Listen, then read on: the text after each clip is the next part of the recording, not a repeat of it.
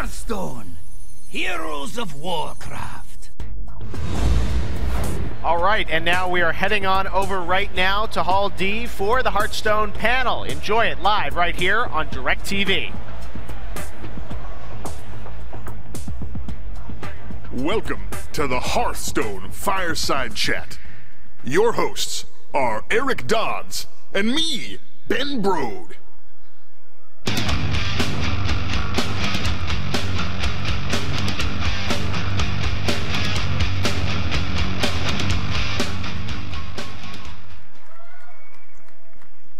This is awesome. Well, welcome to the Hearthstone Fireside Chat. So before I jump in, I wanted to say, because this chat goes a little bit long, we're actually not going to be able to answer questions at the end. But myself and other members of the Hearthstone team are going to actually be at the community booth on and off. So we'd love to talk to you if you swing by and talk to us there. So I'm kind of going to give you an overview of the things we're going to be talking about today. And initially, we're going to talk about kind of what Hearthstone was about, how it started, what the team was about, sort of where it came from. And then we're going to move into the road we took to making Hearthstone, because we made sort of a lot of crazy and interesting decisions and choices along the way. And some of them we really liked and kept, and some of the other ones we kind of left by the wayside, and Ben's going to be talking about that. We're going to be talking about what it takes to make a great card for Hearthstone, sort of both with the existing sets, the basic and expert set, but also going forward what we're looking for in a great card. And then we're going to go into some of the stuff you'll probably be pretty interested in, sort of where we stand today, some fun numbers, talk about the metagame a little bit, what class is best, and then lastly, where we're going. And with where we're going, it's going to be both the next couple of months and sort of the things we'll be doing the next patch or two. And at the same time, we'll be talking about sort of 2014 and sort of our larger goals for the game as a whole, sort of philosophical. So who we are is, I'm Eric Dodds. I'm the lead designer on Hearthstone. And this is Ben Brode. He is the other half of the Hearthstone design team. We're not a very large team, but Greetings. there we go. And one thing I wanted to clear up really quickly is that there's often a perception that the people who come and stand up here are these superhuman people who basically make the whole game by themselves. And that is absolutely, well, it's actually never true. But in our case, it's even less so true, because we are working on the Hearthstone team. It's called Team 5, and they're absolutely amazing. And they're all involved in pretty much all aspects of the design, all aspects of the game. Everybody's involved in. We're a team that wears a lot of hats, which is actually kind of awesome. It's one of those advantages of being a smaller team. So this is actually Team 5. Yeah.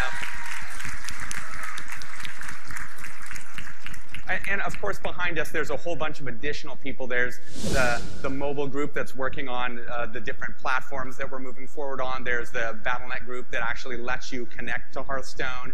There's quality assurance that lets you, or well, lets us find hopefully all of the bugs, or at least most of them, or well, let's call them all of them. So anyway, that was Team 5. And as you were probably thinking when you first heard about Hearthstone, either when we announced it at PAX or now or whenever you heard about it, that it's a little bit different from other Blizzard games. I mean, other Blizzard teams. Other Blizzard games, you know, you go, oh my God, it's going to be epic, and it's going to be huge, and it's going to have all these giant features. And we're certainly not what people were expecting, I think, when we announced. And certainly, we're smaller. These are the numbers of people who are on each of the different development teams, World of Warcraft, Diablo 3, and our team at SHIP. We're actually a few more than that now, but we're significantly smaller than any of the other teams at Blizzard. And actually, that's been kind of awesome, because it's actually let us pursue a game like Hearthstone, let us take this kind of idea that we probably wouldn't have pursued if we had to have a large team, but with a small team, we can pursue this and see where it goes and see what kind of awesome things we can make. We're also a more focused team. And because we're smaller, we sort of have to be more focused. We can't just go, oh, there's going to be awesome single player and awesome multiplayer and this mode and that mode and all these kinds of different modes. We actually have to go, what is the essential Hearthstone experience? And so we focused on that being the kind of the PvP one-on-one experience. And we're actually in a pretty lucky place, I think, because we now have the game out, or we're getting close to open beta, and there's a lot of excitement about it, and we're going to get to the point where we get to start adding a bunch of these features that we would have loved to have had to start. But for now, we've been very focused, and it's made a huge difference on where the game is. Lastly, we've always loved collectible card games. We played them for many, many years, and it's actually not just the team that has played collectible card games, but it's actually Blizzard as a whole. So here's a very old picture from Blizzard, the floor of the Blizzard offices from 1993. And sitting on the floor playing Magic back then is the Hearthstone lead engineer, Bob Fitch. And somebody else in this picture you might recognize, that's Mike Morheim. So we've been playing these games for a long time and are very excited about them. And we're excited about the possibility of jumping in and making an awesome Blizzard collectible card game. So we have this small team. We have this focus on specific things, and we have this love of collectible card games. And so we had to figure out, what is this game actually all about? And the most important thing about Hearthstone is really that it's a game for everyone. And certainly, I guess I can tell a little story about how when we first started working on the game and first started communicating it to other people at Blizzard, we'd go, yeah, we're making a collectible card game, it's awesome. And they would go, yeah, that's cool. I'm not really into those sorts of games. And we really felt like it was our job to make it so everybody was excited about those sorts of games, because we love those games so much, and we think it's crazy that everybody doesn't love those games so much. So we needed to make sure that everybody who is excited, or everybody could be excited about an online collectible card game. And we did that in a bunch of different ways. I suppose the biggest thing, though, we probably did was focusing on accessibility. So if you look at a lot of the traditional collectible card games that are out there, you kind of want to have a friend teach you how to play the game. And there's complicated rules, and you look at the cards, sometimes they feel like they're written in a different language a little bit. And we wanted to remove all of those barriers and make it so that everybody could jump in and have that game. So those were the sorts of things that we were focusing on to make it a game for everyone. At the same time, we needed to make sure that the game was deep, because it'd be crazy if we just made it super simple and then there was no depth to the game. You played it for a week and you were done. And actually at Blizzard Entertainment, that's the sort of thing that we do for all of our games. You can sort of expect all of our games to be played for weeks and months and years, and we absolutely intend that to be the case with Hearthstone. So anytime we were working on a game system, we were talking about, hey, how can we make it more accessible? And we would look at that and go, are we removing an element or simplifying out an element that made it less deep? And if so, we would either figure out a way how to put that element sort of in the game again, or we'd figure out a different way of just keeping that element in the game. So we made sure that the game stayed deep while we removed a lot of the complexities of the game. We also needed to make sure that the game was physical. I mean, both Ben and I have know the feeling of you open a physical pack of cards and you spread them out in your hand, and it's one of those awesome feelings to just have it feel very physical. And it actually seems a little bit crazy that I'm talking about this, because I'm saying, hey, make it physical is the thing, but it's a digital game. What are you doing? I mean, it doesn't even make sense. But we felt like we could do it, and we did it by making that there's this physical box that has physical UI in it that opens up, and the game is inside. And when I'm playing the cards actually really rip out of the frames they're in and smash into the board. And when you're fighting, the things are just smashing into each other and moving back and forth, and the whole game feels like it's actually this little physical space that you have this window into. And it's very important that the cards in the space just really, grabs you in that way. We, of course, since it's a World of Warcraft game, we have to make sure that there's flavor to it as well, that great World of Warcraft flavor. And it's actually been awesome for us because the World of Warcraft has such a rich universe, so many different characters, so many different places, and so many different attachments that all of you guys have to all of the different parts of the game. So that part of it has been awesome. We've been able to go, let's take the great flavor of World of Warcraft and just bring it into our game. At the same time, though, we wanted to make sure that it was a little bit different, that there was a specific Hearthstone flavor to the game. And so what we did is we sort of took the basic recipe of World of Warcraft, which I sort of think is sort of like 2 parts epic and maybe 1 part kind of whimsical fun, kind of the silly side of it, but it's really more on the epic side. And we added, you know, a few more dashes of charm and whimsy to try to really make that pop, and maybe even a dash of irreverence if you read some of our flavor text. So what that meant was that, here we go. First failure on stage, yes. So what that meant was when we were talking about the charm, that we wanted to really bring the charm that from other games that we talked about a lot, like PopCap. We talk a lot about PopCap games and Peggle and how anytime you do anything in those games, a fun, exciting thing is happening and a fun, whimsical thing is going on, and really imbuing that in the recipe for Hearthstone. So, you know, the basis flavor is World of Warcraft, and then sort of our own special blend of charm and whimsy added onto it. We needed to make sure the game was playing fast, because frankly, nobody has tons of time to play.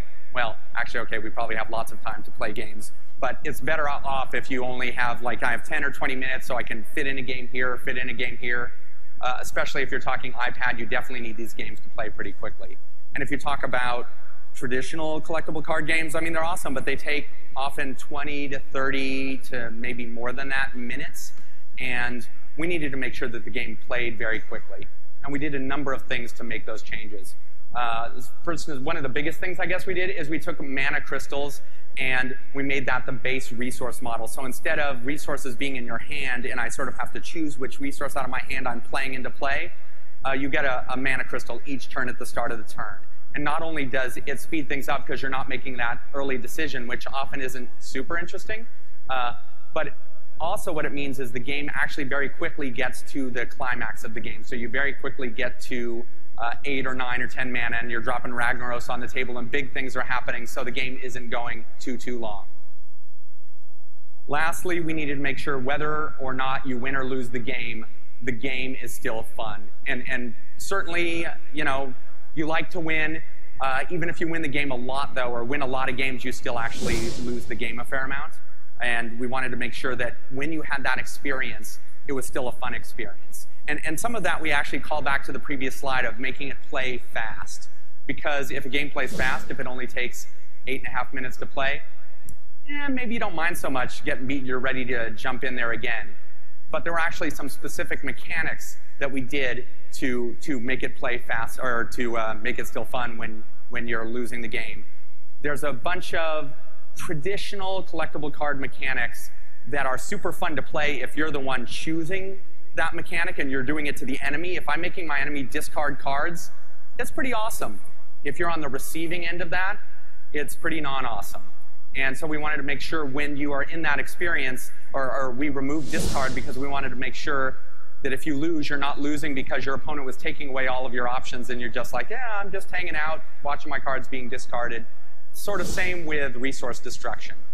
And I guess lastly, one of the things is about making it fun to win or lose is baked into the very essence of Hearthstone, and that is that something I guess I call little victories. And what a little victory is each turn, very often at the start of your turn, you're looking in Hearthstone, you're looking at the enemy's board, and you're saying, I'm in big trouble. They've got a bunch of minions out. I don't have a solution for this. And then during the course of your turn, you figure out this puzzle. You destroy all of their minions. You got a bunch of minions out on your own, and you had a victory there. And because the game goes back and forth so much, you actually really get to have a bunch of little victories along the way to the final whether I win or lose. And again, of course, it's better if you win. But if you lose, at least you had a good time losing, or maybe a less bad time. So those are the basic sort of tenets that we were going for with Hearthstone. And next we're going to talk a little bit about making the game. There were some interesting paths we went down, and give you some insight into what was involved when we were actually creating Hearthstone. And Ben Brode is going to let you know how that went. I'm so excited to tell you guys about, us making the game and some things we tried in development of Hearthstone. And one of the things that it helps us get to a really great place is iteration. We often try things that aren't that fun, and then we realize they're not that fun. We try something new and different. And we did a lot of prototyping for Hearthstone. We did paper prototypes where we tried some things with physical, like paper cards that we printed out. And we did some web prototyping as well. And here's an example of a physical prototype we tried, just to try some kind of crazy UI thing. We wanted to see if you could play a card game without a bunch of text in the battlefield. And so we cut out just the art and tried to play a game with just the art of the cards and said, oh yeah, this actually works. Let's cut text out of the battlefield and we use that in the game. Here's another physical prototype we tried. Actually, one of the things we wanted to do with Hearthstone is have heroes that represent heroes in Warcraft. And we wanted to make them feel really powerful, and so one of the things we tried was you could equip a hero with weapons and armor and hide him in a fortress. And if your opponent destroys your fortress, just 20 health, your hero pops out with his weapons, he feels amazing and badass, and then you have to kill their hero to win. And it was cool, but what you really should do is bring your opponent's fortress down to 1 health and then amass a giant army, and when the hero pops out, you greet him with the force of 1,000 orcs and crush him, and so it didn't work out great. But it's one of the things we tried as we were trying to figure out what is Hearthstone, what is this game, that we tried a lot of crazy ideas to get us honed in on what was a really fun experience. We eventually moved to an online web prototype, and this is one of the first versions of that. We didn't have hero powers yet, but we had our resource model figured out that we really liked.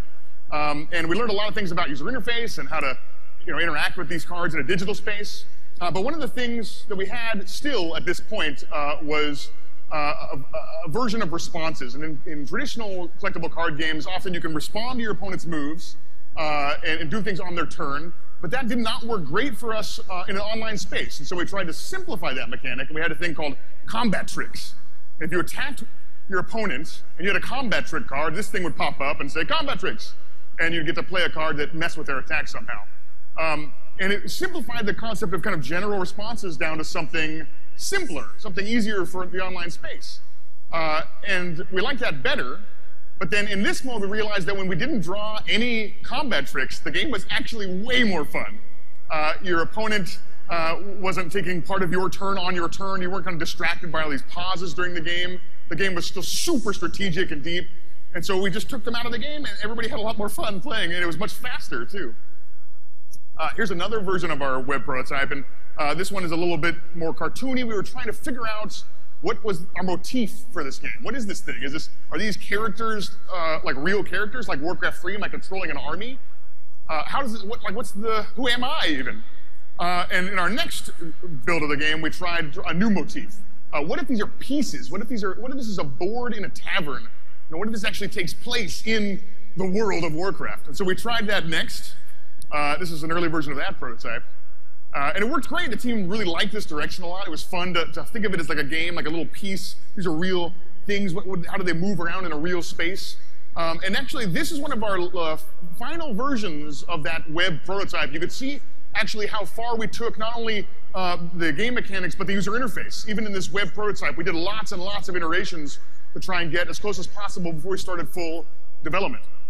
But once we did, here's an early version of that. This is one of our first takes at a 3D environment. This is a board we tried early in development from Blackrock Mountain. But we had to do a lot of discovery. What does it mean to play this game in 3D? Like, how do these pieces move? It's very different coming from what we prototyped in 2D. And this is one of the first versions of the game running in our final engine. This is kind of where we started on our path to what Hearthstone is today. But one of the things you can't quite tell from all of these screenshots is how the card set evolved. We tried lots of different mechanics and lots of different things that we thought might work or didn't. A lot of them didn't work. But we really wanted to explore what it means to be an online-only game. What kinds of things can we do in this space that we never dreamed of before? And so we tried a couple of things. A lot of them really worked well, like Thoughtsteel, Nozdormer, and King Mukla. These are cards that are much harder to do in a physical space that worked great online. But there were some things that we tried that did not work out very well, and here's a couple examples of those. Here's the Devouring Ooze, which gets stronger for each game you lose in a row. Didn't work out great. Here's the Auto Pecker, which deals the damage to any player who mouses over it. And here's the World Flipper, which flips your opponent's screen upside down. So these did not work great, and we cut these out of the game. I know they are awesome, but it didn't work so good. So we also worked a lot on the deck builder. This is a thing that's actually really complicated for players who are new to card games. There's a lot of data. You have to look through all these cards and try and get your favorite 30 cards together in a deck. So we tried a lot of things to try and boil this experience down into something a little simpler. Here's some examples of kind of an early deck builder. This was a little overwhelming for new players. This didn't work great. And we tried to make the deck feel more physical with this version here. We tried a lot of things. These are all actual working prototypes of our collection manager and deck builder. Although this is just a mock-up, we tried to make the cards feel really physical. It feels like a real jumble of cards. Not very functional. And then actually, here's a version that's a mock-up of actually kind of a little bit closer to where we ended up. We were actually really worried about the deck list here. It's the first time we've done a deck builder like this because it doesn't feel as physical as this jumble of cards. And we were worried that we tried to keep everything so physical in this game that this would be kind of a detachment from that. But one of my favorite stories about development of Hearthstone is the arena. And the arena comes from a mode that we love to play in traditional card games called draft. And the way the draft works, if you've never played draft, is you get 8 people sitting around a table and you give them each a booster pack. And then you choose one card from that pack and add it to a pool of cards you're going to build a deck from.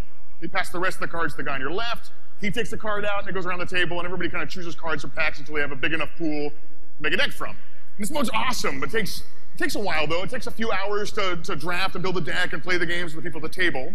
And so having a really multi-hour experience online for a game like this didn't feel great. And so Hamilton Chu, executive producer of Hearthstone, said, what if we could take this exciting mode and split it up over a longer period of time? What if we could do this asynchronously? What if I could come to the table and draft a couple of cards and pass those along, and then if my cards aren't ready for me, I'll go away and make dinner and then come back and do a little bit more. And that would obviously take what's maybe a 4-hour experience and make it like a 20-hour experience. There's something genius there. It's a cool idea. What if we could take this fun mode and make it playable online? And so we tried this idea. We give you a pack of cards.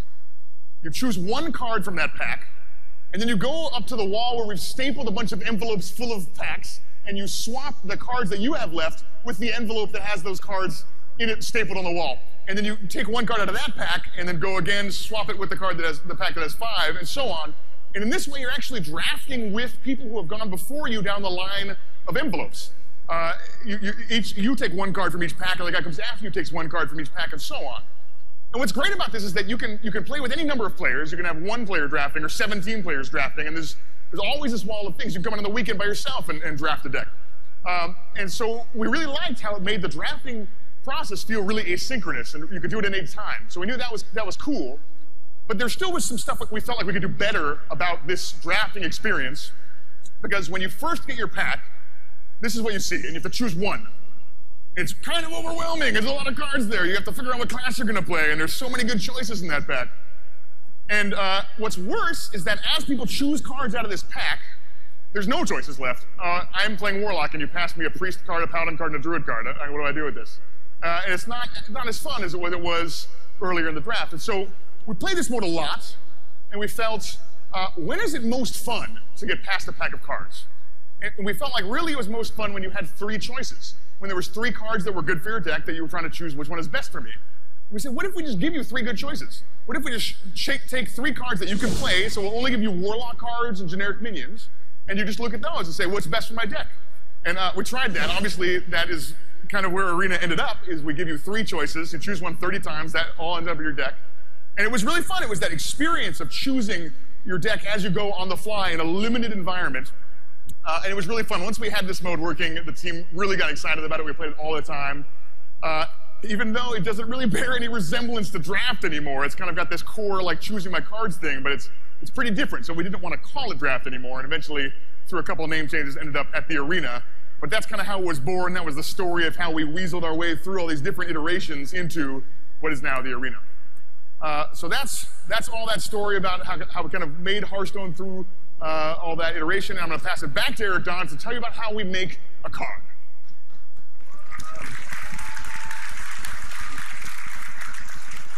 It was actually pretty awesome during the period of time when we were testing some of this stuff, because it was kind of weird. We had all of these envelopes with cards stapled all over the walls. It just had a really fun feel to it where we were so experimental.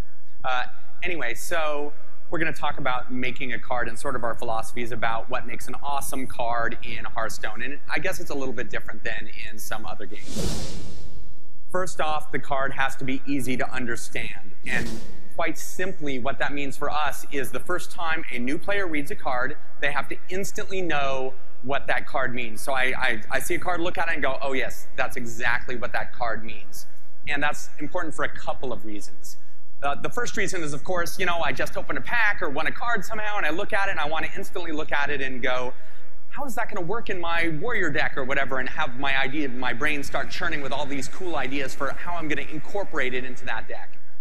But actually, it's a little bit more important than that, in that when you're playing against another person, because remember, we want these games to play fast, I'm playing against another person, they play a card I haven't seen, I actually want to instantly go, I know what it is, I've never seen it, but I know how it works within the game, so the game just keeps right on going because I kind of get it. And so actually, anytime we find a card that a new player doesn't get it the first time they see it, we talk about how can we change the text? Maybe we have to change the design. I mean, we changed the design on tons and tons of cards that felt a little bit too hard to understand. So let's look at a pretty simple card in Hearthstone, Whirlwind. You know, costs 1, deals 1 damage to all minions. And even a card as simple as this, we actually spent a fair amount of time talking to. Because the first time a lot of players saw a card like this, they mentally edited out the to all minions, and they edited in to all of my opponent's minions. And so they'd go, yeah, this is awesome. Hey, how come my guy, oh, wait, oh, it does this thing I didn't expect. So we wanted to make sure that that was pretty clear. So we capitalized the all, and we actually talked a lot about, do we make the all bold? Do we make it in italics? Do we underline it? You know, all these things. So we talked a lot about even a card as simple as this. You know, is it easy enough to understand? And there's actually an earlier version of Whirlwind that we had that we didn't use, and I think it'll be pretty clear why we didn't use it. It's actually a pretty interesting card. It does some pretty interesting things, but you read it and you have to read it a couple times before you go, oh, got it, okay. So that's why we changed it to something else. We also need to make sure these cards have depth. So we want to make simple cards, but cards that have a lot of depth. And a lot of that depth comes from, well, partially it's from, I guess, the card itself. Sometimes a card is interesting in and of itself, but a lot of times the card's interest comes from interactions. So it's, when I'm going to play this card, what are the other cards I could play? Or what minions does my opponent have? Or actually, in a lot of cases, it's what other cards do I have in my deck that I can make it work in interesting ways with. So we can talk about Whirlwind again. And actually, I like Whirlwind as a card because it's actually pretty interesting even if you don't work it in with any other cards.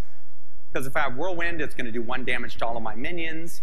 I'm going to go, well, I've got some 1 health minions out. I better attack with them because they're going to get killed by Whirlwind anyway, so I have to swing with them. In fact, maybe even the turn before I think I might have to play Whirlwind, I'm going to think twice about playing 1 health minions. And even when I'm building a deck, I'm going to go, oh, I put Whirlwind in it, but maybe 1 health minions aren't the best thing. So there's even some depth with the card with nothing in addition to it, but it becomes much more interesting when you add another card. So this is the Acolyte of Pain, and what this card does is every time it's damaged, you get to draw a card. And as soon as you have an Acolyte of Pain out, you might go, hey, Whirlwind is starting to look like a pretty good card. Sure, it damages my Acolyte of Pain, but I'm going to draw a card out of it. And I don't mind that 1 damage on it because I got to draw a card. This is awesome. And it gets even better when you add a card like Frothing Berserker. And when any minion ever takes damage while it's out, it gets +1 attack. So if there's a couple of enemy minions out, I have these 2 minions out, I play Whirlwind, hopefully I kill the enemy 2 minions, I draw a card, and my Frothing Berserker is getting +4 attack. So that's where a lot of the depth comes in, is how do you combine the cards from Hearthstone? These cards that have pretty understandable, simple text, but how can you combine them in interesting ways? And we've worked very hard to make sure you can combine them all in very interesting ways. We also need to make sure that these cards are filled with Warcrafty goodness. So when you pull the Asera card, you go, oh, this is awesome, Asera, I know all about the Green Dragon flight, and maybe I fought the Green Dragon world bosses back in the day. It sort of just connects you to World of Warcraft in this very visceral way, and it was very important to us that there is that connection. And actually, I have a little movie. We added an additional effect whenever Asera draws a card. Asera draws a card out of the Emerald Dream. So we figured Asera should probably actually draw a card out of the Emerald Dream when you draw a card with Asera's power. So it's stuff like that that we really want to dig into the Warcraft lore and make this connection and make this exciting, visceral experience in Hearthstone connected with World of Warcraft. We also need to make sure that these cards support the class that they came from. So if a card is a mage card, you want to look at that card and go, how does this card connected to World of Warcraft? If I'm a World of Warcraft mage, and do I get it? Do I sort of know what's going on? Do I feel like this card should be a mage card? And at the same time, each of our cards actually have a Hearthstone mechanic. Actually, I mean, each of our classes have a specific mechanic or several mechanics, and we need to make sure that these cards are really tied to that Hearthstone mechanic. So for the mage, for the Fireball card, it's pretty obvious how it's connected to, you know, the World of Warcraft mage. They're throwing fireballs all the time, can't get them to stop. Makes a lot of sense. There you go. You might, though, look at it and go, well, where's the interesting mechanic as far as attached to Hearthstone? And it costs 4 and deals 6 damage, which is actually very efficient damage-wise, so that's how it's sort of connected to Hearthstone. Mages are good at efficient spell damage, and Fireball is awesome. We also do this some with things that aren't even spells. So this is a rogue card, the Defias Ringleader. If you play World of Warcraft, you know about the Defias Brotherhood. Makes a lot of sense that it's a rogue card because it's a pretty roguey organization. And if you look at the Hearthstone side, it has this combo mechanic, and you can only find the combo mechanic on rogue cards. It's specific to rogues. And how it works is if I've played another card before I play the Defias Ringleader, or before I play any card with combo, the combo effect is triggered. So rogues are very likely to want to just kind of hang back, not play their cards, and then go bam, bam, bam, play a bunch of cards at once, which not only fits within the Hearthstone mechanic, but it also actually sort of ties back to World of Warcraft again, because rogues in World of Warcraft, sometimes they kind of sit back for a bit, and then they jump in and attack in a flurry of attacks. So it's connected in both ways. So we also want a lot of our cards to support player stories. And a player story is a story that, you know, you're playing Hearthstone, and something amazing happens, and you want to run over to your buddy and go, you won't believe what just happened in this game. And it actually happens a lot to us at Blizzard. People are always sending me, you know, screenshots and stories and calling me and stopping me in the hall saying, this crazy thing just happened. And so I'm going to talk a little bit about a story that actually happened with Millhouse Manastorm. And it's actually from one of the streamers that's participating in the Innkeeper's Invitational, Noxious, who this got passed all over around the office like a week or two ago, something like that. So Noxious played the coin, which gave him an extra mana, and dropped Millhouse Manastorm on turn 1, which is a 4/4 on turn 1. That's really pretty powerful. But Millhouse Manastorm downside is that when you play it, your opponent's spells all are free on the next turn, which, you know, maybe they want to have a lot of spells, so maybe it won't be so bad. So Noxious's opponent then proceeded to play a Thoughtsteal and take some cards out of Noxious's deck. That's not so bad. You know, a little bit of card advantage, you can live with that. And then his opponent played a second Thoughtsteal. And okay, the card advantage is actually starting to look a bit more serious here, but, you know, there's no board presence, you're all good. And then he played a Mind Vision spell. Again, all of these are free because of Millhouse, and he took a card out of Noxious's, or copied a card out of Noxious's hand and put it into his, which wouldn't have been so bad if he hadn't copied Mind Games, which is a spell that lets you randomly take a card out of your opponent's deck and put it into play on your side. So he played Mind Games, of course, randomly went through Noxious's deck and pulled a random card out and put it into play on his side, and of course he got Ragnaros. One of the most powerful cards in the game. Ragnaros immediately proceeded to kill Millhouse, and the game was in big trouble. But what an awesome story. And it's just so important to us that we have cards that create stories that Ben and I never anticipated even happening. We put in the cards, we figured they're going to generate a story, we don't know what's going to happen, and we look forward to hearing the story. So it's very important to us when creating cards to have those stories. Lastly, the cards have to be balanced, sort of obviously, and I'm going to talk a little bit about how the balance can actually affect the game in ways you wouldn't expect. So this is the current Acolyte of Pain. It's a 1/3 for 3, which means it doesn't have a lot of attack power, but its power is, you know, it draws a card every time it takes damage. So maybe you'd put it in a deck if you had cards that gave it extra health or gave it extra attack, or if you're playing a mage and you can ping it directly so you can draw cards for yourself. There's some good ways of putting it, but you don't put it in every deck. And maybe we misjudged it when we first put it in the game in alpha as a 2/4 for 3. So it actually is a pretty strong card even on its base stats at that point. And it led to actually a couple of pretty serious problems. So one thing that it did is it made it that everybody was running 2 copies of the Acolyte of Pain, of course, and thus there was a whole lot more card draw in the game. Every time they came out, it'd get damaged multiple times, you draw more cards. People were playing with cheaper cards because why bother playing with expensive cards when I'm going to keep drawing everything and just keep dumping the cheap cards into play? There's no point. Another thing that it did, which in some ways was just as bad, maybe worse, was that everybody saw this and knew everyone else was going to be playing with 2 copies of the Acolyte of Pain, so they put a whole bunch of copies of Silence in their deck. And Silence is a mechanic that sort of takes away all of the card text from whatever it hits.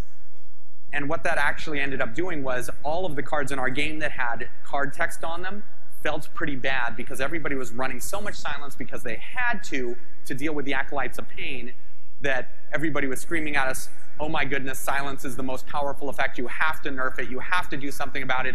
It's way too powerful. And admittedly, we actually did nerf it a little bit from then, but actually the biggest change we made was reducing the power of the Acolyte of Pain to a 1/3, so you don't put it in every deck, so people wouldn't all run Silence, so everything sort of got back to normal. So one little change, one little card out of place like that can affect our entire ecosystem. Now I'm going to talk a little bit about the game today, sort of some numbers that might be interesting, and a little bit about the metagame. So a couple of interesting stats. People talk a lot about how much is it going to cost me to be a great player in Hearthstone. And what I can say, I'm going to show you the percentage of 3-star master players who have spent no money in the game. And 3-star master is the very best players in our game, the very top level of play.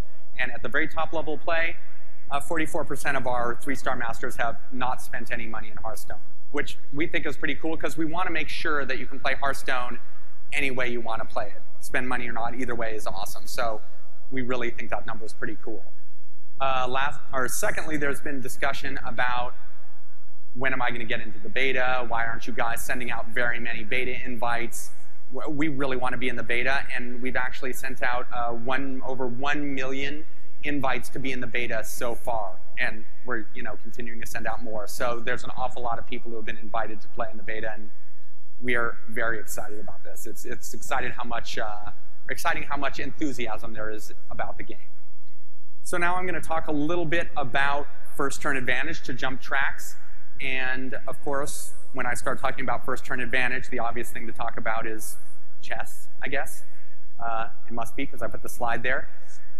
So in chess, there's actually a small advantage for going first, and we think that's a very, very good thing. It feels right if you get, oh, I flipped the coin, I go first, and I have a small advantage. So in chess, it's sort of generally accepted that it's sort of 54-46. I mean, there's various discussions about exactly what it is, but that's mostly what it is in chess. In Hearthstone, at the newer level of play, sort of our copper and silver players, for Paladins, it's a 54-46 advantage for going first, and they actually have the biggest first turn advantage. It's sort of the new level player of any of the classes. Rogues have a 53% chance of winning if they go first, down to Druids at a 51% chance of going first. And that's where sort of the range. The other classes sort of fall in the middle, but our average is about 53-47 advantage for going first versus second at copper and silver level play. It's a little bit different at higher level play. It changes a little, like the Rogue actually has the smallest first turn advantage, which probably doesn't surprise a lot of you. And the Paladin still has the highest first turn advantage. It's a smaller one. On average, it's 51% or so. But actually, it's exactly the way we like it. In general, it's better to go first. There's a small advantage for going first. And don't get me wrong, there are undoubtedly decks out there that have a second turn advantage, but in general, you want to go first, and we want to keep it that way, and it's working the way that we sort of wanted to and intended to. Now I'm going to talk a little about class balance and tell you which is the best class. So actually, this is going to be pretty interesting because I can't actually tell you what's the best class because the metagame is still shifting. We don't know what the best class is. I'm going to show you the rankings of the different classes over a series of days, sort of mid-October, which is when we randomly grab these stats. So for 3-star Master, our highest level play in ranked play, on one day in mid-October, Hunter and Paladin are looking really strong. They're our top classes. Except that on the very next day, Rogue and Warlock were looking like our top classes. And a couple days after that, Shaman and Mage were looking like our top classes. So we absolutely expect the metagame to settle down. We expect there to be, the classes to shake out which one's better, which one's worse, all that kind of stuff. But we're actually really excited that we don't know which one is which yet.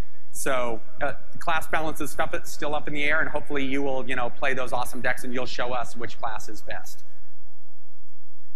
Now I'm going to step aside to Ben, and he's going to talk a little bit about the patches that are coming up in the next couple of months and what you can expect to see very, very soon.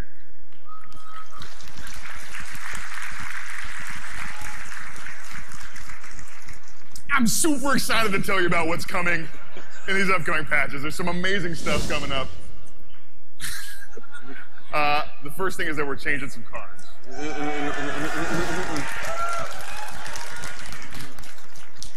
We're changing Mind Control. It's a little frustrating to play against Mind Control. So we're going to make it cost 10.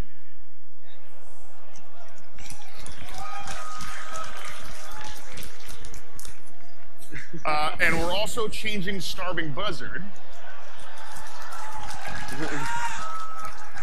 It's a mixture of rage and excitement. It's great. At the copper, silver, gold, platinum levels of play, Hunter is very strong right now, especially against rogues, mages, and druids. And so this change will help that matchup a little bit. We're going to make the Buzzard a 2-1. But that's not all. We're also changing Unleash the Hounds.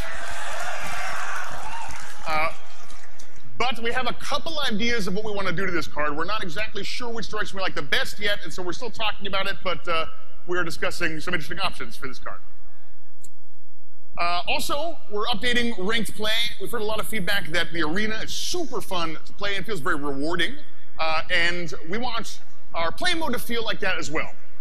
So we are going to have this new mode. There's 25 new ranks. Each of them features a minion from Hearthstone, starting at the lowest level, which is rank 25, Angry Chicken. Rank 24 is Leper Gnome, but it gets better. And every game you win in this new ranked mode, you'll earn a star. And when you fill up your star meter, you'll go to the next rank. And every game you lose, you'll lose a star, and you can actually go down ranks in this mode. So it'll be a very clear indicator of how you stack up against other players who are playing. We still have our casual mode that has no rankings and you can still play in, but if you want a little bit more hardcore experience, this should help you kind of orient yourself against other players. These are going to be in 1-month seasons, and at the end of the month, we're going to reset you all the way back to Angry Chicken. Here's all of our ranks from 25 to 1 here. And actually, if you make it all the way through the first rank, there's a special extra rank called Legend. And the Legend rank, once you attain it, you can't fall out of it. And it will tell you every night, it'll calculate exactly how good you are in your region. And this is, for example, this player is 275th in Europe, for example. And so you can see exactly how you stack up with your fellow players. We also wanted to have a couple other reasons to play in this mode. So we added a couple things. Not all of them will be in this upcoming patch. The first one is ranked play card backs. So if you participate in a season of ranked play, we will give you an exclusive card back for that season, and there'll be a new one the next month. And you can change your card back to this new card back. We have some awesome card backs. This one's kind of Mr. Pandaria themed that you can earn this way, but it won't be coming immediately. And the other thing that Rob Pardo mentioned in the opening ceremony was our Golden Heroes. They look freaking amazing. They're so cool, and you get a Golden Hero power to go with them. You have to win 500 games in ranked with that class in order to get that. So it'll be very exclusive and exciting to people playing in ranked play. Also, we're going to make a minor change to the arena. we're adding 3 new keys, so you can go from, instead of 9 wins, you can go all the way up to 12 wins. And there'll be some exciting, bigger rewards for those top-end keys as well. That's the Molten key, the Frostborn key, and the Lightforge key, for those who like names of keys. One feature that we're working for a future pack is reconnection. If you get disconnected for some reason, you want to get back in and keep playing, we're working on that. That'll be in a future patch. This is awesome. This is so exciting. We got some really cool new effects for some of our most amazing legendary minions. Check this out. There's no sound, but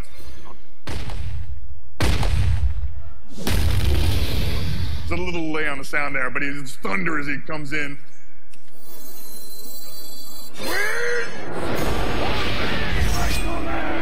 So some pretty awesome new effects for some legendary minions. We're working on even more of those to make our minions feel really exciting when they enter the battlefield.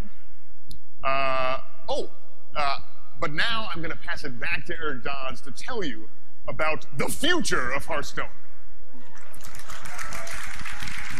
Awesome, bro. So by the future, this is sort of our philosophies mostly going forward. So there's not, we're going to talk about, like, at a high level, the general sorts of things you can expect. Although first I'll talk a little bit about going mobile. And awesome.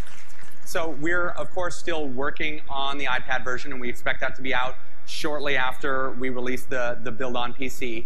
And as Rob said, of course, we are working on the Android version. Yeah, it's going to be awesome.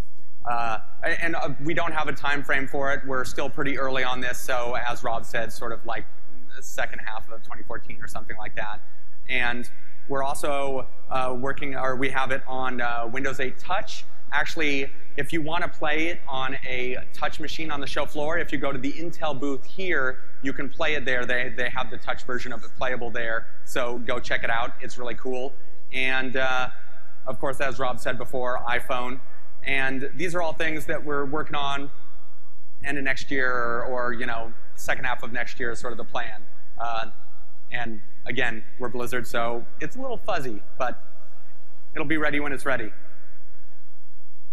I also wanted to give you sort of a high-level overview of what we're thinking going forward with expansions. And now we're really excited to get a whole bunch of new content out to you guys, you know, new cards, new features, all that kind of stuff. And so, of course, when we first started talking about it, we started talking about expansions. And we're definitely going to be doing expansions, the sort of thing that you would expect from a collectible card game. So, you know, you'll see an expansion with, oh, it has a bunch of new cards that comes in packs that I can get with some new features and a lot of great flavor and all that sort of stuff. We're definitely doing that.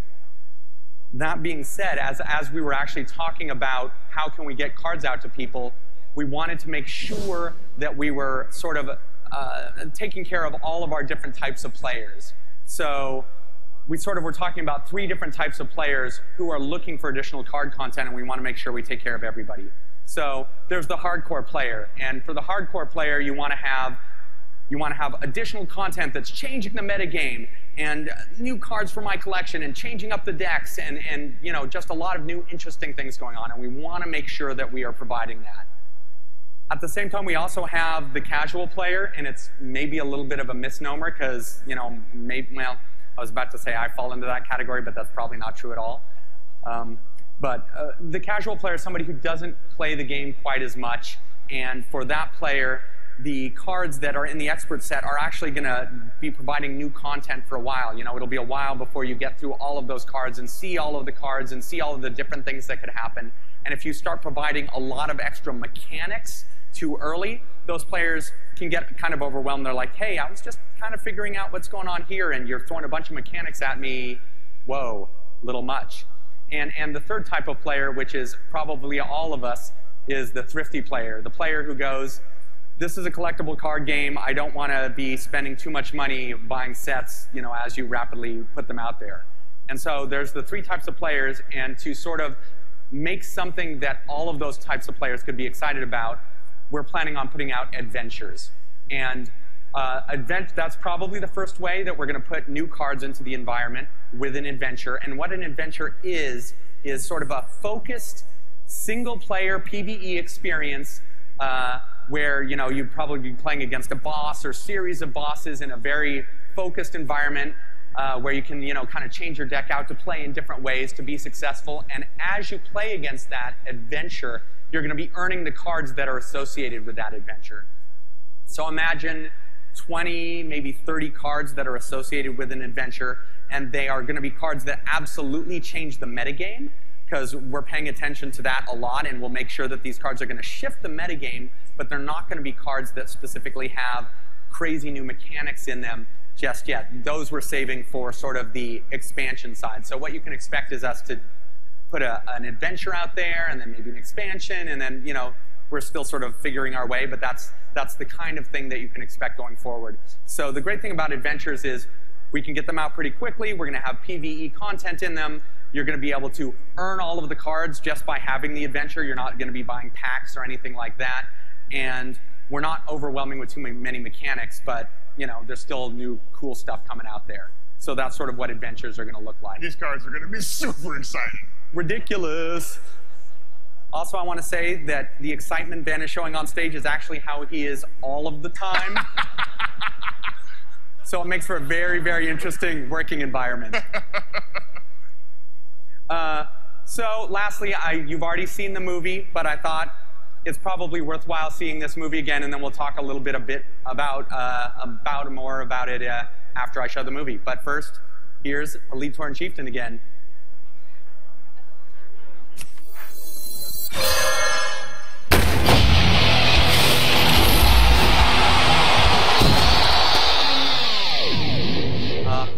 This is awesome.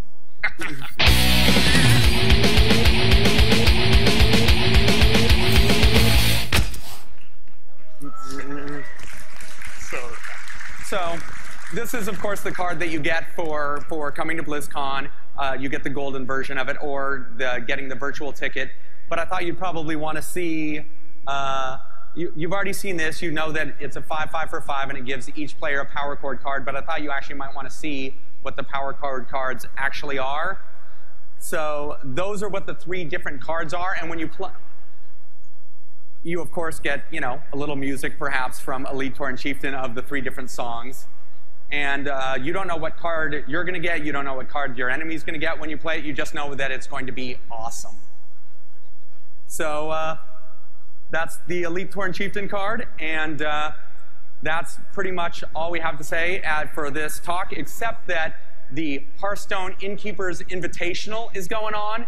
And tomorrow from 10 to 1 on the Warcraft stage, the finals will be there with the streamers who will be playing against each other, the best streamers at that point. And I think it's going to be a fantastic tournament. So if you have the time, I totally recommend you going there. And thanks a lot. Have a great BlizzCon. Thank you, BlizzCon!